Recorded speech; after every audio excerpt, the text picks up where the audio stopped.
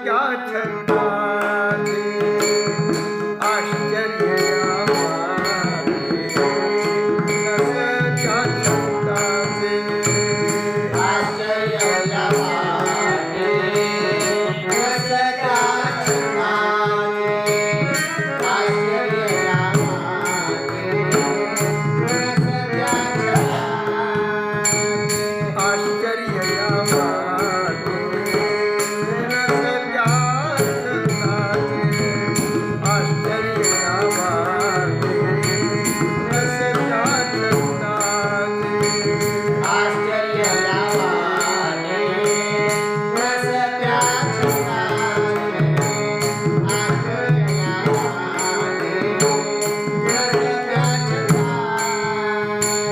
Cache दिले साचे करुणिया, पैसे दिले साचे करुणिया, कैचे दिले साचे करुणिया, पैसे दिले साचे करुणिया, तुझिया भाव भाव अकळ, तुझिया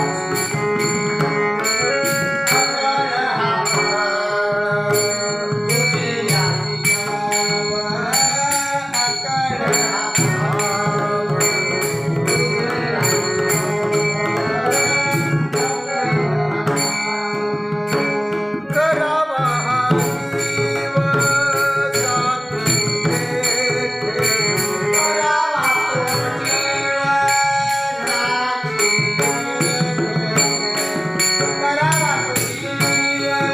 साक्षी तेथे,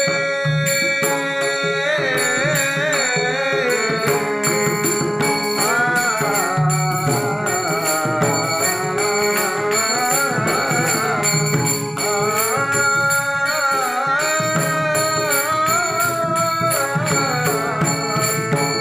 येथे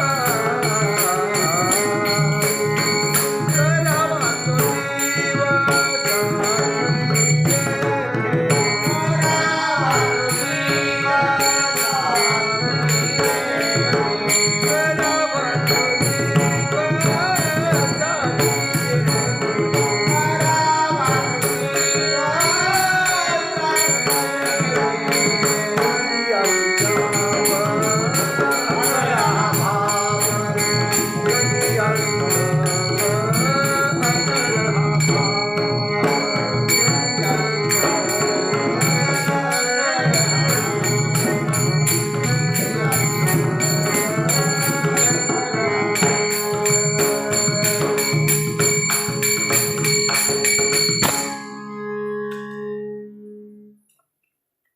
सेवे लागी सेवक झालो, तुमच्या लागलो निज चरणा. अहो स्वामी तुकया देवा, यावरी न करावा अवेर. सहज लिळे उदकी वह्या, तुम्ही रक्षिलिया निज सत्ते. अहो स्वामी तुकया देवा, यावरी न करावा अवेर. निळा म्हणे धराल हाती, तरी द्याल मती निरुपमा. अहो स्वामी तुकया देवा, यावरी न करावा अवेर. आश्चर्य या वाटे नसत्या छंदाचे, आश्चर्य या वाटे नसता छंदाचे, कैचे दिले साचे करोनिया. दुजियासी तव अकळ हा भाव, दुजियासी तव अकळ हा भाव, करावा तो जीव साक्षी येथ. एकी अनेकत्व, अनेकी एकत्व, एकी अनेकत्व अनेकी एकत्व, प्रकृती स्वभावत्व प्रमाणेची. दुजियासी तव अकळ हा भाव, करावा तो जीव साक्षी येथ. तुका म्हणे करू उगवू जाणसी, तुका म्हणे करू उगवू जाणसी, कुशल येविषी तुम्ही देवा. दुजियासी तव अकळ हा भाव, दुजियासी तव अकळ हा भाव, करावा तो जीव साक्षी येथ. जगद्गुरु संतश्रेष्ठ श्री तुकाराम महाराजांच्या अभंगगाथेतील क्रमाने आलेला 892 क्रमांकाचा अभंग असून यात तुकाराम महाराजांनी सगळं आश्चर्यच आश्चर्य सांगितलं आहे. प्रस्तुत अभंगात आश्चर्य नवल अशा प्रकारचं सांगितलं. साहित्यामध्ये जे 8-9 काय जे रस आहेत त्यातला एक अद्भुत नावाचा रस आहे. अद्भुत रस. तर अशा प्रकारचा अद्भुत रस मनुष्याला एका वेगळ्या विश्वात घेऊन जातो. शांताची या घरा अद्भुत आला आहे, पाहुणेरा येराही रसा पाती करा झाला मान. अद्भुत रसाचं वैशिष्ट्य असं आहे की सर्वाचा बॉस असलेला जो शांत रस आहे शेवटचा, त्या शांत रससुद्धा याचा पाहुणेर करतो, म्हणजे याची अगवानी करतो, याचा पाहुणचार करतो शांत रससुद्धा. 11व्या अध्यायात अद्भुत रसाचं फार प्रस्त आहे. आश्चर्य याला वाटतंय अर्जुनाला, बाप रे हे काय रूप आहे, काय रूप आहे, किती आश्चर्य आहे, किती नवल आहे, किती अद्भुत आहे, किती अलौकिक आहे, किती अकाट्य आहे असं वाटतं. वास्तविक भगवंताचं स्वरूप पाहता पाहता स्वतःला विसरून जाऊन तद्रूप व्हायचे, म्हणजे शांत रसात जायचे. पण तो शांत रस दाखवताना अगोदर अर्जुनाच्या प्रसंगाला पाहून, त्याच्या त्या युद्ध न करण्याच्या प्रवृत्तीला पाहून, या सगळ्या प्रसंगाला अनुसरून त्याला अद्भुत रस म्हणून आज शांताच्या घरा अद्भुत रस पाहुणा आला आहे, बाकीचेही रस तिथे आलेले आहेत. अशा प्रकारचं रूपक माऊलींनी 11व्या अध्यायाच्या सुरुवातीला केलं, गीतेच्या आणि ज्ञानेश्वरीच्या गीतेच्या म्हणण्यापेक्षा. असो, तेव्हा जगामध्ये आश्चर्य आहे आणि आश्चर्य मानणे हा माणसाचा स्वभाव आहे. आश्चर्य ही एक गरज आहे. तुम्ही म्हणाल गरज कशी, की प्रत्येकाच्या बुद्धीला एक स्वभाव आहे की काहीतरी नवीन पाहिजे, आम्हाला काहीतरी नवीन पाहिजे. आणि जे आमच्या कळण्याच्या पुढे हे तर आम्हाला कळतं आहे, हे आम्हाला माहिती आहे. अहो, आम्ही हे रोज सांगतो, तुम्ही काय सांगायला लागले नवीन आम्हाला. तर आपल्याला आपल्या बुद्धीला जरा टाच द्यावी लागेल, आपल्या बुद्धीला जरा ताणावं लागेल, आपल्या बुद्धीला जरा विचार करावा लागेल की काय नेमकं. अशा प्रकारचं जशी इंद्रियांची आपली आपली भूक आहे ना, डोळ्याला खूप चांगलं पाहावं वाटतं, कानाला चांगलं ऐकावं वाटतं, नाकाला चांगला वास घ्यावा वाटतं. आज हे नवीनच आहे. आज इतक्या दिवस हा पदार्थ मी खाल्लाच नाही, आज काय अलौकिक आहे. म्हणजे बुद्धीला नाविन्याची, इंद्रियांना आपापल्या विषयाचं नाविन्य हवं असतं, मनालाही हवं असतं. आणि सगळ्याच्या प्रधान असलेली जी बुद्धी आहे त्या बुद्धीला पण हवं असतं. एक दुसरी गोष्ट आहे, सामान्य माणसाला प्रपंचातली काही गोष्ट दिसली तरी ती नवीन वाटते काही, आणि सामान्य बुद्धीचा माणूस फार आश्चर्यवत नसलेल्या गोष्टीतही रमतो. पण ज्ञानी माणूस तसा रमत नाही. ज्ञानी माणसाला या जगात आश्चर्य वाटत नाही. तुकाराम महाराजांना आज आश्चर्य वाटतंय, याचंच मला आश्चर्य वाटतंय की तुकाराम महाराजांना कसं काय आश्चर्य वाटतंय. त्याला एखादा मोठा माणसून बारीक सारी गोष्ट, अरे बापरे असं आहे, हां असं जर म्हणू लागला तर दुसरे शहाणे माणसं असं म्हणतात, ज्याला मी शहाणे म्हणत होतो पण याची कीव करावी वाटते, की याच्यात काय आश्चर्य, काही नाही आश्चर्य, अशी गोष्ट आहे. त्याप्रमाणे ज्ञानी माणसाला जगात आश्चर्य नाही. अरे साधकाला आश्चर्य वाटत नाही. आपण 16वा अध्याय वाचला असेल तर बघा काय आहे की अभयम सत्वसंशुद्धीर ज्ञानयोग व्यवस्थिती. सत्वसंशुद्धी नावाचं जे लक्षण आहे, 26 ज्ञान लक्षणाचे सत्वसंशुद्धी लक्षण आहे ना, त्या म्हणजे बुद्धी सात्विक ज्याची बनलेली आहे, बुद्धी भगवंताच्या अनुरूप जी बनलेली आहे, त्या बुद्धीचं पहिलं लक्षण आहे की जगातल्या कोणत्याही गोष्टीचं त्याला आश्चर्य वाटत, अशी गोष्ट आहे. माऊलीची ओवी सांगतो आपल्याला, इंद्रिय वर्गी दाखविलिया विरुद्धा अथवा भलिया, विस्मयो काही केलिया नुठी चित्ती. इंद्रिय वर्ग म्हणजे सगळे जे ज्ञानेंद्रिय आहेत ते ज्ञानेंद्रिय जगातले विषय दाखवतात. शब्द स्पर्श रूप रस गंध त्याचं इंद्रिय तो विषय दाखवतो. आणि ते विषय दाखवताना कधी कधी त्यात ते अलौकिक दाखवतात. आज गाणं मी ऐकलं, पण असं गाणं, असा आवाजन, अशी रागदारी मी ऐकलीच नव्हती. अलौकिक असं प्रत्येक विषयाचं अलौकिकत्व दाखवतात. तर ते दोन प्रकाराने घालवतात. विरुद्ध अथवा बलिया विरुद्ध दाखवतात. एखाद्याने बेसूर गायलं, कानाला कसं तरी वाटलं, पण हे बेसूर सुद्धा चांगल्या माणसाला गाता येत नाही तसं त्याच्यासारखं. तर विरुद्ध अथवा अनुकूल अथवा प्रतिकूल इंद्रियाने दाखवलेले विषय, त्यामुळे इंद्रियांचं आश्चर्य असतं. इंद्रियांचं आश्चर्य असतं. तसंच बुद्धीचं आश्चर्य असतं. बुद्धीचं आश्चर्य असतं. पण हे हा जो ज्ञानी पुरुष आहे किंवा हा जो साधक आहे उत्तम प्रकार, ज्याची सत्वशुद्धी झाली आहे त्याच्या बुद्धीची, त्याला काहीही इंद्रियांनी दाखवलं तरी त्याच्या बुद्धीला आश्चर्य वाटत नाही. त्याचं कारण असं की बुद्धीनं काय, इंद्रियाने दाखवलेले विषय हे जगातले विषय आहेत आणि जगच मुळात खोटं आहे. मुळात जगच खोटं आहे. तर त्यांनी दाखवलेलं काय? एखादा बघा ते ढग, इथं गंधर्वनगर आहे, तेव्हा तो राजवाड्यासारखं दिसतंय. ते राजवाड्याचा ते हा पुढचा जो लालसर ढग आहे ना, तो त्याचं हे दिसतंय काय, दरवाजा दिसतोय, लाल दरवाजा. हे त्या खिडक्या दिसतात, त्या आमच्या कल्पनाच असते सगळी.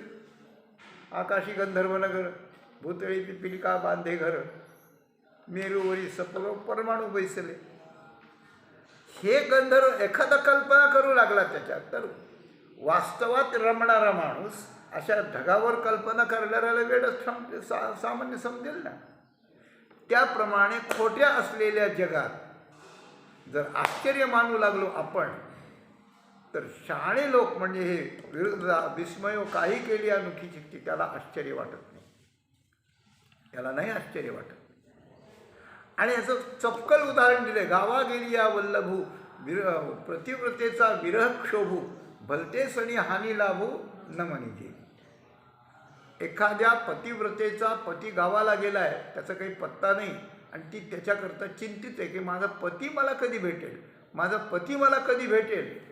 आणि तिच्यापुढे लोक जर कोणी येऊन नाटक करायला लागलं, कोणी येऊन विनोद सांगायला लागलं, कोणी जर मला अमुक प्राप्त झालंय म्हणून सांगायला लागलं, तर तिला हानी वाटत नाही, लाभ वाटत नाही. तिचं लक्षच नसतं त्याच्याकडे. तुमच्या हानीन तुमचा लाभ राहू द्या, माझा पती दिसला पाहिजे, तो दिसत नाही. त्याप्रमाणे जगातलं आश्चर्य साधकाच्या आणि सिद्ध पुरुषाच्या बुद्धीला, साधकाच्या बुद्धीला वाटत नाही. त्याचं कारण मला परमात्म्याला मी शोधतोय सगळीकडे, मी त्याच्याकडचा जन्माला आलो, आणि हे जगात सगळा उरूस भरला, सगळंच आहे, बाकीचंच आहे, परमात्मा दिसतच नाही इथे. तो कुठे? यातलं आश्चर्य मला नको, मला माझा परमात्मा पाहिजे, असं म्हणून त्याला विस्मय वाटत नाही. तर मोठ्या माणसाला जगातलं काहीही पाहून विस्मय वाटत नाही, आश्चर्य वाटत नाही. पण आज तुकाराम महाराजांना आश्चर्य वाटतंय, याचं आश्चर्य खरं, याचं खरं आश्चर्य. तुकाराम महाराजांना कशाचं आश्चर्य वाटतंय? कशाचं आश्चर्य वाटतंय? दोन गोष्टी त्याच्यात.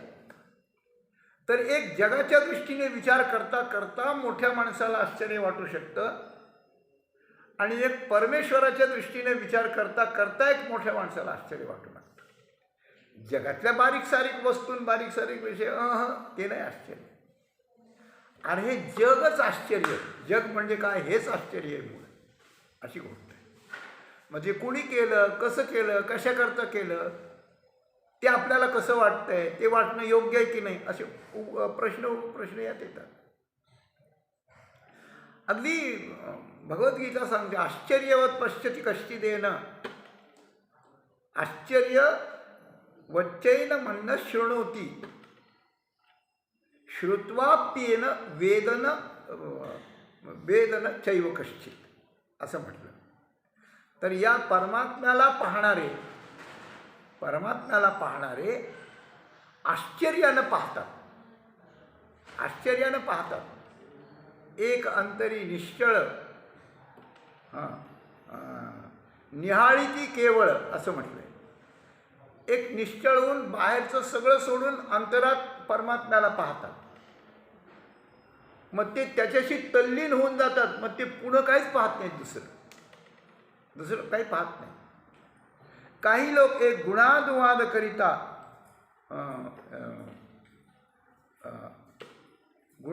करिता एक त्याचे गुण गाता गाता त्याच्यात तल्लीन होतात.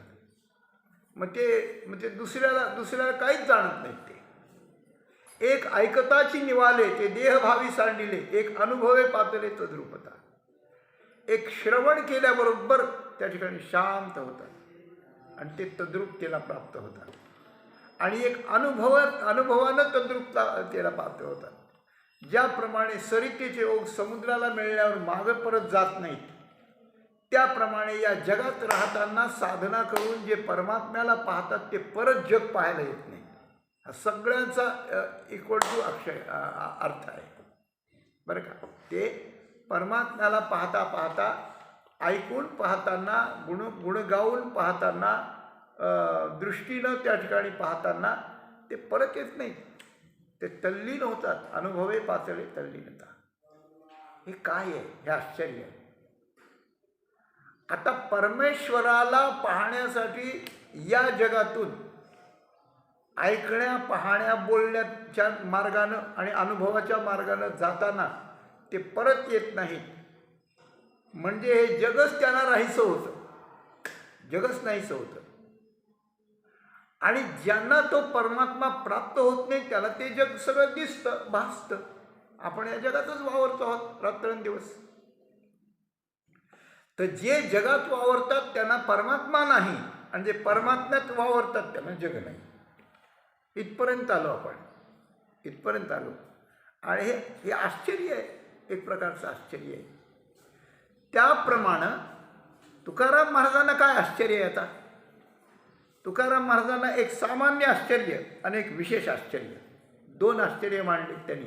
आणि सगळा अभंग तुकाराम महाराजांच्या आश्चर्य या शब्दाभोवती फिरतो, अशी गोष्ट आहे. तर सुरुवातीला मी आपल्याला म्हटलं की माणसाला आश्चर्य हे माणसाची गरज आहे.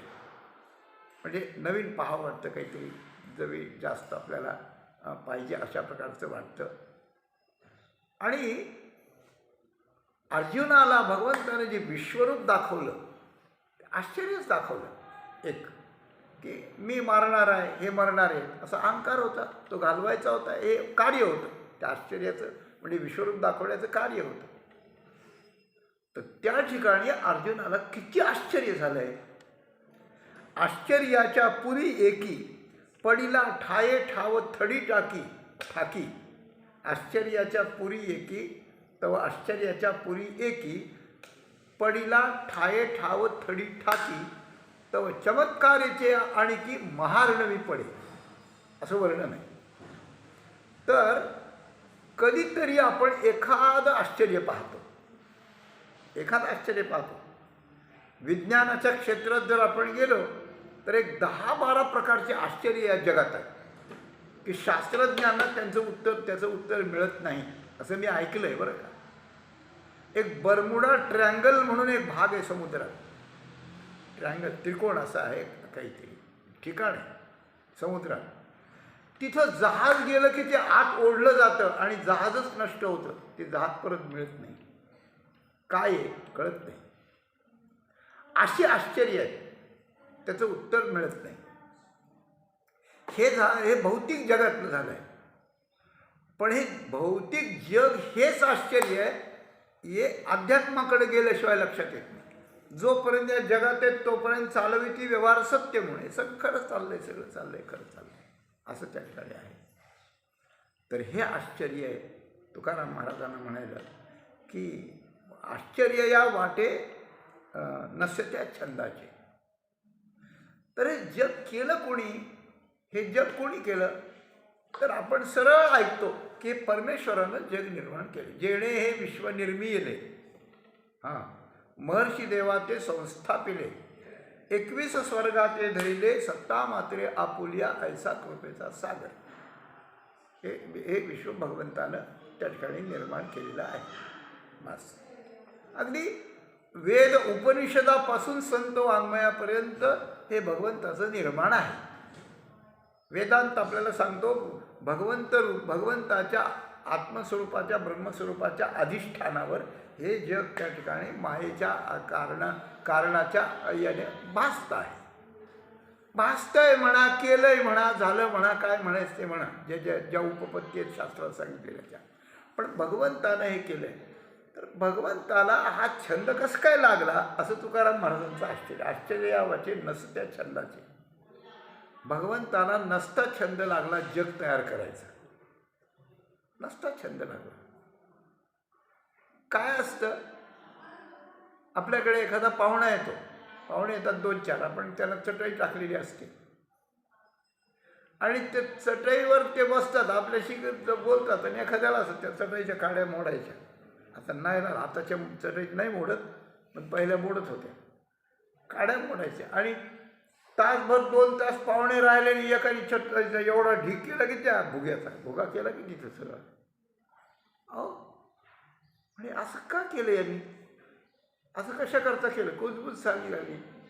तर त्यांच्यातला माणूस म्हणला, माफ करा, आम्ही तुमची चटई दुसरी आणून देतो, पण आमच्या माणसाला तसं छंदच आहे, काय करा, सवयच आहे त्याला तशी. छंद म्हणजे सवय, आणि नसता छंद म्हणजे ज्याची काही गरज नाही, गरज नसलेली सवय अशी गोष्ट आहे.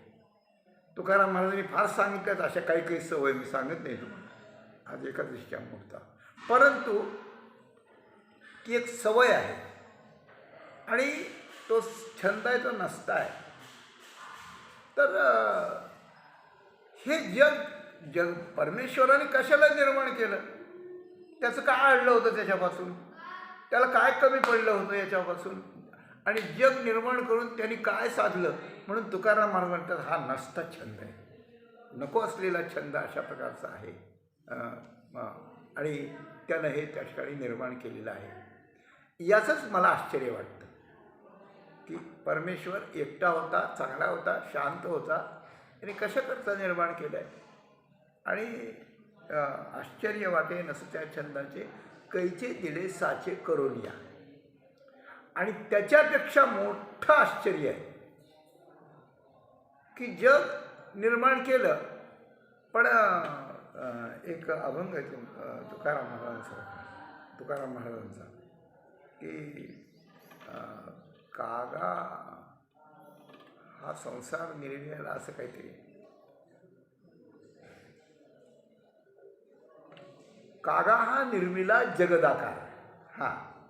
हा जगदाकार कशा करता निर्माण केला असं तुकाराम महाराज त्या ठिकाणी म्हणतात. तर निर्माण केला तर केला, पण निर्माण केलेला दुसरं काही आणलं नाही, तोच त्याने नटलेला आहे आणि त्यातले जीवही तेच आहेत. पण त्या जीवाला परमात्मा खरा आहे आणि जग खोटं आहे. म्हणजे वस्तुस्थिती अशी आहे की परमात्मा सत्य आहे आणि निर्माण केलेलं जग आहे ते खोटं आहे, म्हणजे मिथ्या आहे, भासणारं आहे, बाधित होणारं आहे, 3 प्रकारचे बाध त्याला आहेत वगैरे वगैरे. तर असं हे कुणाला कळत नाही, हे कुणाला कळू द्यायचं नाही, हेही त्यांनीच केलं. म्हणजे निर्माण केलं त्यानं जग, आणि हे जग खरं वाटावं अशा प्रकारचं प्रत्येक जीवाच्या बुद्धीत अशा प्रकारचं काहीतरी केमिकल लावून ठेवलं की याला हे खरं वाटलं पाहिजे, याला हे खरं वाटलं पाहिजे. एखाद्याची बुद्धी भ्रष्ट करावी, खोटं खरं वाटावं आणि खरं खोटं वाटावं, हे त्यांनीच करून ठेवलं. हे आश्चर्य नाही काय, हे आश्चर्य आहे.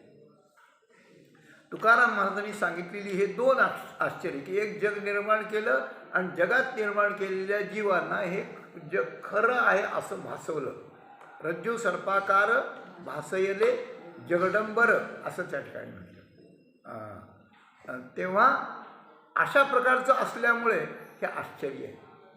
मग या आश्चर्यात काय करावं, तर तुकाराम महाराजांनी पुढं म्हटलंय, दुजियासी तव अकळ हा भाव करावा तो जीव साक्षी येत. दुसऱ्या माणसाला, म्हणजे सामान्य माणसं येत आहेत आणि काही विशेष माणसं आहेत, ज्ञानी आहेत, काही अज्ञानी आहेत, काही जाणणारे आहेत, काही अजाणणारे आहेत. अजाणणाऱ्या लोकांना हा भाव आकळ आहे, म्हणजे आकळणारा नाही, न कळणारा भाव आहे. कोणता, की भगवंतानं त्याला छंद लागला, त्याला सवय लागली त्याला खोड लागली म्हणून त्या खोडी करायच्या दृष्टीने त्यांनी आपला नसत्या छंदाने हे जग निर्माण करून ठेवलंय मांडून पसारा तुमच्याकडे. किती गावन, किती घरं, किती माणसं, किती तालुकेन, किती जिल्ह्यान, किती प्राणी, किती जलचर, स्थलचर, नभचर वगैरे वगैरे. प्रचंड आहे की याची कल्पनाच करू शकत नाही अशा प्रकारची असं आकळ आहे. आणि हे खोटं मानावं हेही माणसाला कळत नाही. हे खरंच त्याला वाटतं दुजियासी तव आकळ हा भाव. पण जाणत्या माणसाने ज्याला कळवून घ्यायचंय ह्या जगाचं रहस्य, त्यांनी काय करावं, त्यांनी काय. या जगात लोक सत्य शोधायला जातात. एक सत्य शोधणारा समाज आहे असे लोक आहेत काही बरं का. हे स्वतःला तात्विक समजणारे लोक यालाच याच्यात सत्य शोधायचे. अरे याच्यात सत्य काय निघेल, याच्यात सत्य काहीच निघणार नाही. याच्यात परमात्माच निघेल सत्य निघाला तर दुसरं काहीच नाही सत्य यात. अशी गोष्ट आहे.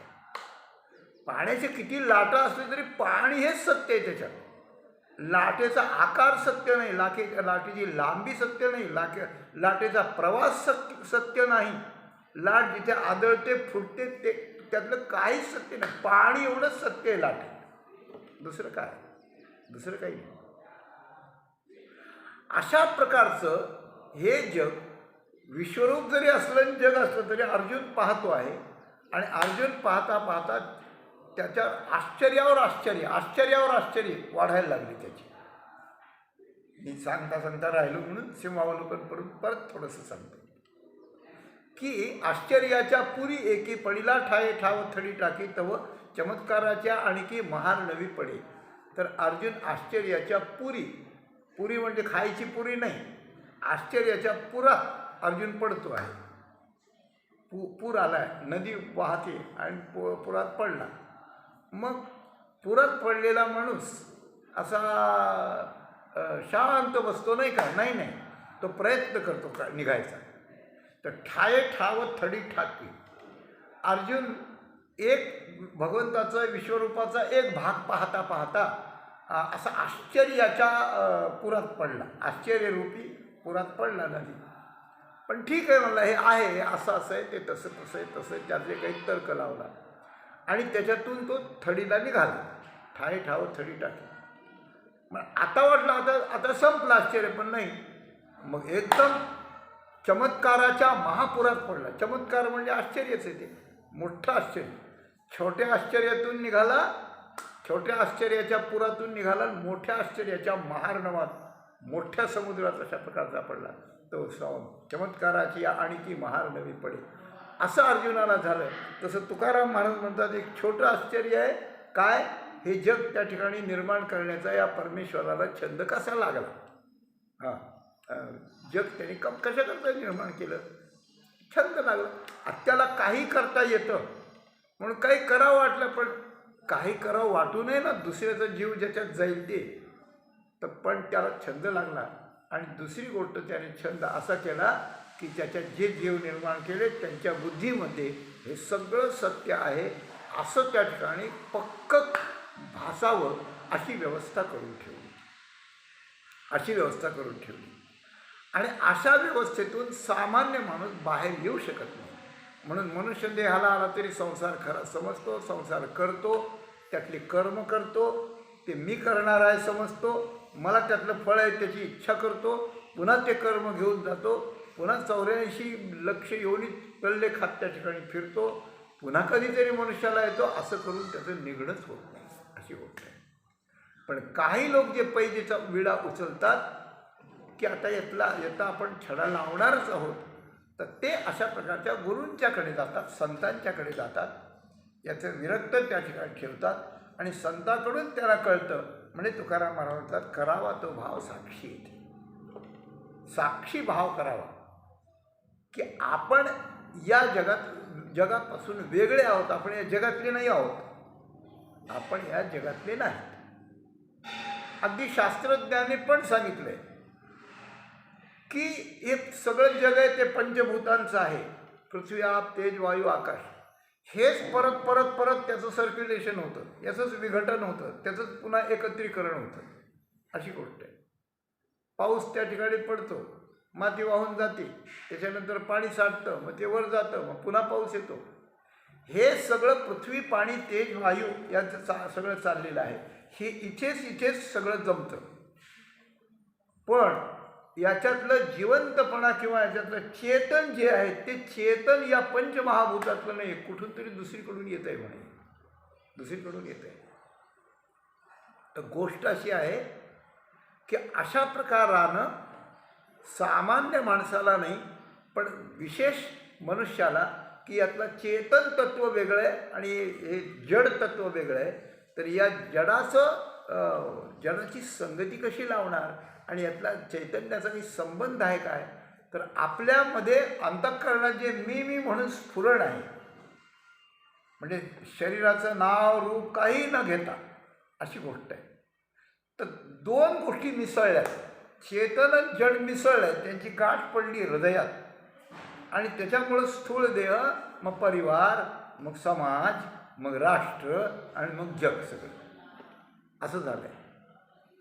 तर ही जी गाठ पडली आहे, ही गाठ त्या ठिकाणी अशी आहे की त्यावेळेला जाणत्या माणसानं यातलं आपण काही नाही, आपलं काही यात नाही असं समजावं आणि आपण फक्त 2 दिवसाकरता इथे येऊन याचं साक्षीत्व करतो आहोत असं आहे, अशी गोष्ट आहे. एखादा माणूस रस्त्याने चालला आणि थोडा वेळ थांबला एका ठिकाणी, तिथं काही लोक थांबले होते. तर त्या लोकांनी सांगितलं की आम्हाला खूप अर्जंट आहे जरा देहाचे धर्म करण्याकरता, तेव्हा हे सगळं आमचं हे विस्तार आहे, तुम्ही थोडं थांबणार का इथं, आम्हाला मदत कराल का? तर थांबतो, तुम्ही जाऊन या म्हणाले, 15 मिनिटात जाऊन या, मी थांबतो. मग तो माणूस थांबला. जैसा बिढारी साक्षी ठेविला आहे, बरं का, उखिता जैसा बिढारी ठेविला आहे असं म्हटलं. जो देहा माझी असता ऐसा गमे पंडुसता, जैसा का वाटे जाता साक्षी ठेविला. एक बिराणा करता तो साक्षी राहिला. मग ते माणसं गेले आपलं आपलं काम करायला, 1 नंबर 2 नंबरला गेले आणि हा राहिला तर काय करीत होता? काय नाही, खिशातला मोबाईल पाहिला आणि खेळत होता, त्याच्याशी गेम खेळत होता. फक्त त्याचं लक्ष होतं की यांचं हे गबाळ आहे ना, हे कोणी उचलून नेऊ नये, एवढं. त्याला काही सगळं लक्ष द्यावं लागत नाही. तो बसला होता, पाहत होता, आपलं मोबाईल पाहत होता. मग त्याने यांचं काय आहे, 2 पिशव्या आहेत, 3 बॅग आहेत, असं गणित केलं नाही, लिहून घेतलं नाही. ती बॅग उघडून पाहिलं नाही, त्याचं काय असेल बरं, त्याच्यात काय असेल, त्यात पैसे किती असतील बरं. चोर असताना ते केलं असतं त्याने, किंवा घेऊन गेला असतं, काहीतरी केलं असतं. पण हा त्याच्यात पुढे बसला आहे, ते पाहतो आहे. आणि आल्यावर त्याने विचारलं की अहो, आमचं सगळं आहे ना, तुमचं लक्ष होतं ना, कुणी झालं नव्हतं ना, का कुणी यातलं काही नेलं? तुम्हाला माहिती का किती डाग होते ते? तुम्हाला मला सांगितलेच नाही तुम्ही. अहो, तुम्ही पाहायचे होते ना, माझं काय काम आहे पाहायचं? काही नाही, फक्त इथं कुणी आलं नाही म्हणून मी सांगू शकतो, म्हणजे तुमचं आहे सगळं, तुमचं काय असेल ते घेऊन जा. तर काही वेळाकरता त्या साहित्याजवळ हा माणूस असून सुद्धा त्या याचा संबंध काहीच नव्हता, याचा अर्थ तो त्या साहित्याचा साक्षी होता, अगदी त्याच पद्धतीनं जर शहाण्या जाणत्या माणसाला, ज्याला परमेश्वर प्राप्त करून घ्यायचा आहे आणि त्याला जगाचं स्वरूप जसं आहे तसं मानायचं आहे, भगवंताच्या छंदानं बनलेलं असं आहे, त्याने काय केलं पाहिजे याच्यावर तुकाराम महाराज बोलतात, करावा तो साक्षी जीव येत. आपला जो जीव आहे, आपलं जे स्मरण आहे, आपलं जे स्फुरण आहे, मी कुणीतरी आहे, मी शरीर वाटतोय, पण ते वाटणं खरं नाही. हे शरीर संपलं की दुसरं शरीर, गाढवाचं शरीर मिळालं, मग गाढवाचं शरीर आपलं वाटेल. तसं नाही. तर या जगात जे काही आहे त्याला आपण फक्त त्या बिराडाला साक्षी बसलेल्या माणसाचं उदाहरण सांगितलं, त्याच्यासारखे आपण आहोत. मग आपण कोण आहोत त्याचा विचार करायचा तो नंतर करायचा. पण पहिल्यांदा जीव जो या जगाच्या ममत्वात आणि मीपणात, अहंकारात आणि ममत्वात अडकतो, ते अडकणं काढण्यासाठी याचा मी साक्षी, याचा माझा काही संबंध नाही, अशा प्रकारच्या रीतीनं या जगात राहावं लागतं. तर त्याला परमेश्वराकडे जाता येतं, नाही तर जाता येत नाही. आणि हे जाता न येणं ह्या भगवंतानं जे करून ठेवलं आहे तेच आश्चर्य. म्हणजे एक आश्चर्य हे जग निर्माण केलं, आणि दुसरं आश्चर्य आहे की सगळ्यांना ते खरं वाटतं, ते माझं वाटतं, ते मी वाटतं, हे घर माझं आहे, ही पत्नी माझी आहे, ही अमुक माझी आहे, तमुक माझी आहे. ती पत्नी जर मेली आणि दुसऱ्या जन्माला गेली, एखाद्या प्राण्याच्या जन्माला गेली, तर तिला पत्नी म्हणणार का? आणि हा पती जर मरण पावला, दुसऱ्या जन्माला गेला, तर ती त्याला पती म्हणणार का? नाही. हे सगळं वरचं अशा प्रकारचं आहे. आत कोणी कोणाची बायको नाही, नवरा नाही, मुलं नाही, काहीच नाही. फक्त जीव नावाचं एक तेजस्वी पुंज आहे, प्रकारचं स्फुरण आहे, प्रस्फुरण आहे. याच्याशिवाय दुसरं काहीच नाही. आणि असं जर साक्षी होऊन आपल्याला राहता आलं, तर आपल्याला हे जग आहे परमेश्वराने केलेलं आहे, पण हे मिथ्या आहे, ते त्याच्यावर भासतं आहे, आणि याचं अधिष्ठान तो आहे, आणि ते आपलं रूप आहे. हे सगळं ज्ञान त्याला स्वच्छ अशा प्रकारचं होईल. एकूण काय आहे? एकूण असं आहे की प्रकृतीचा आधार घेऊन भगवंतानं हे बनवलं आहे, पण हे बनवताना दुसरं मटेरियल काहीच वापरलं नाही. तो एकच या सगळ्यात नटलेला आहे. एकी अनेकत्व, अनेकी एकत्व, प्रकृती स्वभावत्व प्रमाणेची. तिसऱ्या चरणात महाराज म्हणतात परमात्मा एक आहे. मग जग एक दिसतं काय? जग एक दिसत नाही. एका घरात 4 भाऊ असतात. मग ते थोडे थोडे सारखे दिसत असतील, पण एकदम सारखे नसतात. वेगळे असतात. स्वभाव वेगळा असतो, बोलणं वेगळं असतं, काही सारखं असतं, काही नसतं सारखं, अशी गोष्ट आहे. मग त्यांची लग्न होतात. मग त्यांना 4 बायका येतात. त्या 4 घराकडून येतात. 4च्या सासरवाड्या वेगळ्या अशा प्रकारच्या होतात. असं होतं. मग सगळ्यांना 4 मुलं होतात. मग 4चे 16 झाले. त्या 16 बायका येतात, त्यांना 4 होतात, 64 झाले. आता कुठपर्यंत सांगेन मी, तुम्ही ऐका. असं हे जग खचखचून भरलेलं आहे. या भारत देशात 130 कोटी लोक आहेत. असे किती वाढणार आहेत, आणि कुठून आलेत, आणि कुठं जाणार आहेत, काय कुणाला माहिती, काय ते कुणाला माहिती. तर हे अनेकत्व आहे, याला म्हणतात. अनेकत्व म्हणजे काय? एकमेवाद्वितीय ब्रह्मसिद्धांत आहे, पण त्याच्यात द्वैत आलं की प्रपंच सुरू झाला. पुढे द्वैताचं म्हणजे दोनपणा आला. म्हणजे लग्न झालं, एक स्त्री एक पुरुष, की तिसरं निर्माण झालं. मग 4थं 5वं, मग किती निर्माण होतील त्याच्यापासून? मग एकापासून द्वैत, द्वैतापासून अनेकत्व, आणि अनेकापासून अनंतत्व. त्याला अंतच नाही, त्याचं गणितच नाही कशातच. गणित नाही जी दाता पडिलो आवर्ती भोवला. पण हे सगळं अनेकत्व कितीही असलं तरी त्याचं मूळ मात्र एकत्व आहे. भोपळ्याचा वेल आहे, काही लांबट, काही गोल, काही लहान, काही मोठी, अशा प्रकारची फळं आहेत, पण बीज मात्र एकच आहे. त्याप्रमाणे आरंभी बीज एकले, परमात्मा हे त्याचं बीज आहे, आणि त्याच्यापासून हे अनेकत्व झालंय. आणि अनेकत्वाचा पूर आला तो पाहिल्यानंतर जर आपण तपास केला आणि नीट जर आपण ज्ञान करून घेतलं, तर हे सगळं अनेकत्वात एकत्वच आहे. अनेक दिसायला आहे, पण त्यात एकच परमात्मा आहे.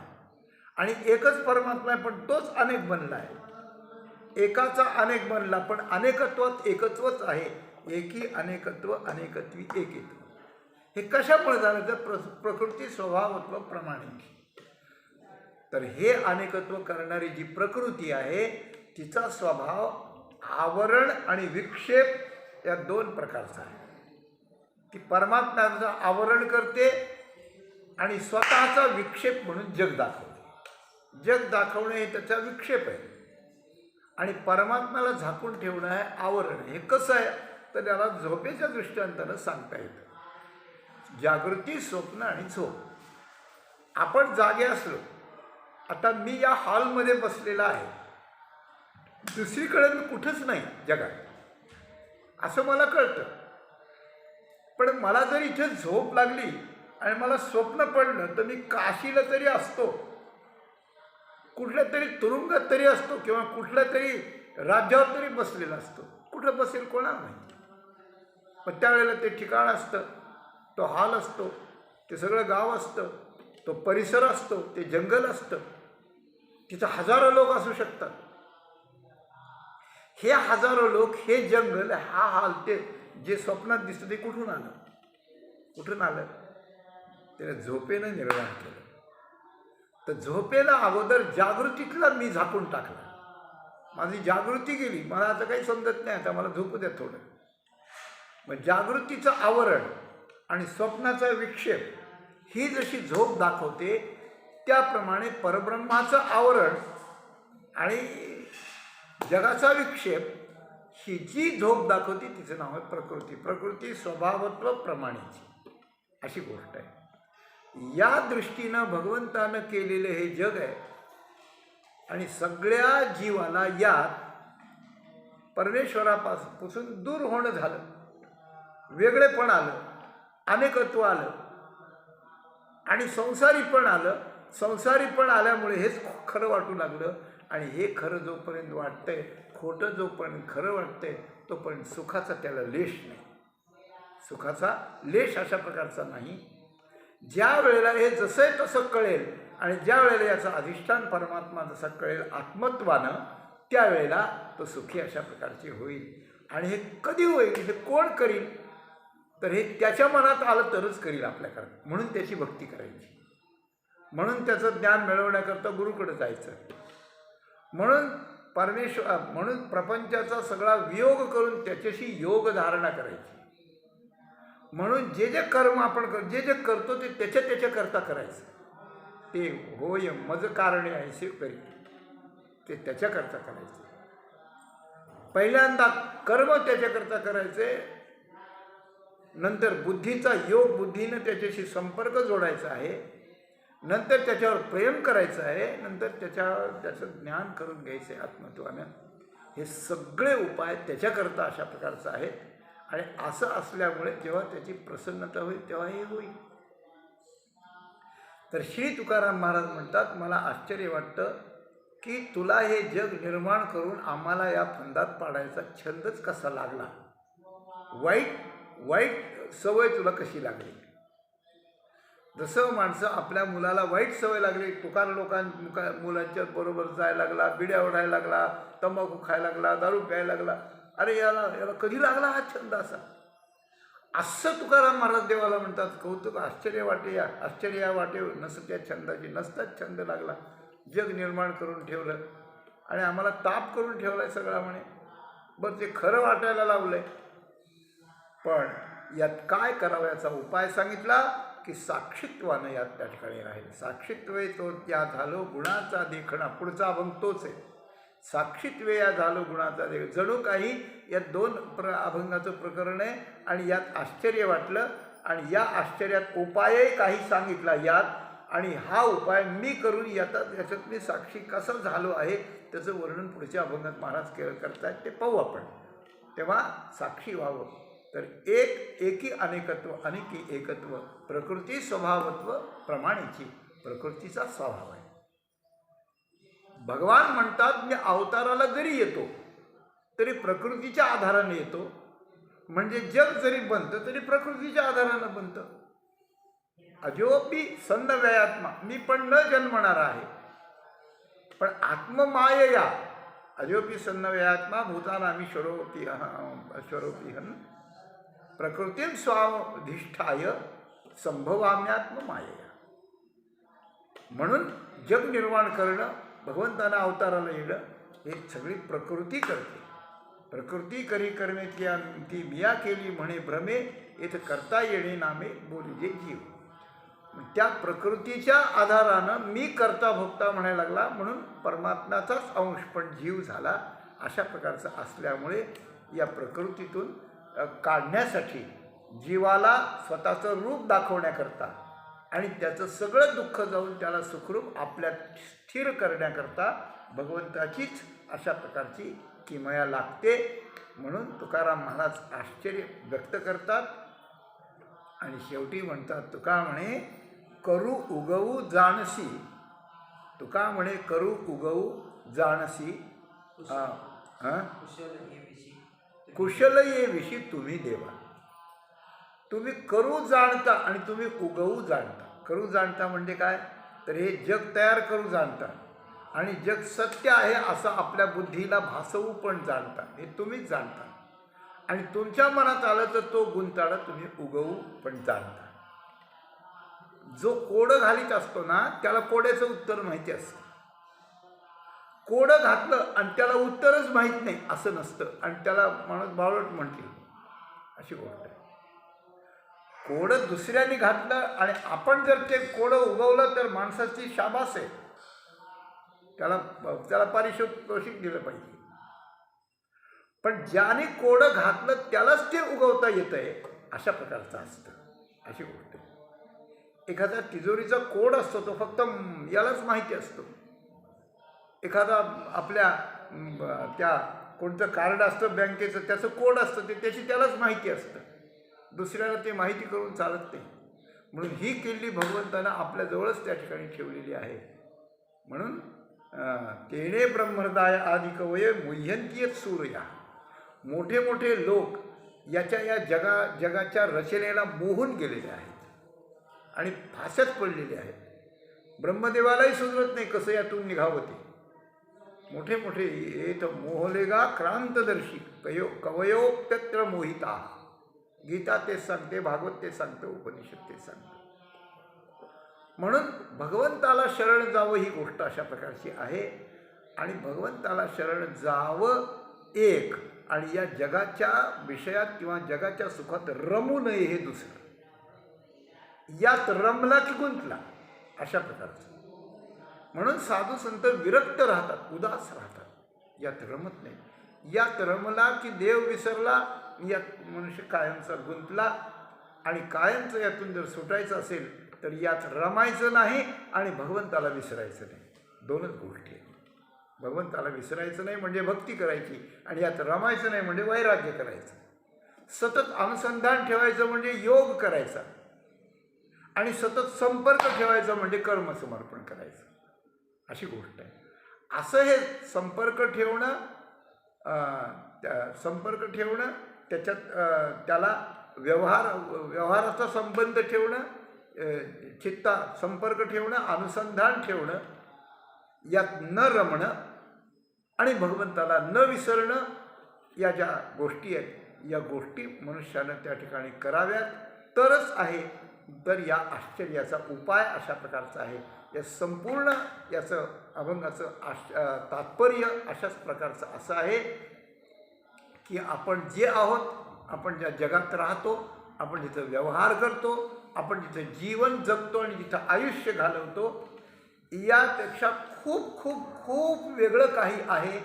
ते आपल्याला प्राप्त करून घ्यावयाचं आहे आणि त्याच्याकरता तुकाराम महाराजांच्या सारख्या महापुरुषाची कास आपण धरली पाहिजे. ती कास धरायची म्हणजे पहिल्या प्रथम ते जरी आपल्याजवळ शरीराने नाहीत तरी विचारधारेनं, शब्दसंपत्तीनं, अभंग संहितेनं ते आपल्याकडे आहेत. त्यांच्या अभंगाच्या पदापदाचा श्रवण करायचं, पदापदाचा विचार करायचा एकांतात आणि त्याप्रमाणे आपली भूमिका बनवीत या सगळ्या जगाच्या पसाऱ्यातून बाहेर त्या ठिकाणी निघून परमेश्वराच्या स्वरूपाला प्राप्त होऊन आपली जीवनयात्रा सफल करायची. एवढा तुकाराम महाराजांचा संदेश या पद्धतीनं आपल्यापुढे मोडक्या तोडक्या शब्दात ठेवण्याचा यथातथा प्रयत्न करून झालेली सेवा प्रभूंच्या आणि माऊलींच्या चरणी समर्पण करून इथेच आपल्या वाणीला पूर्णविराम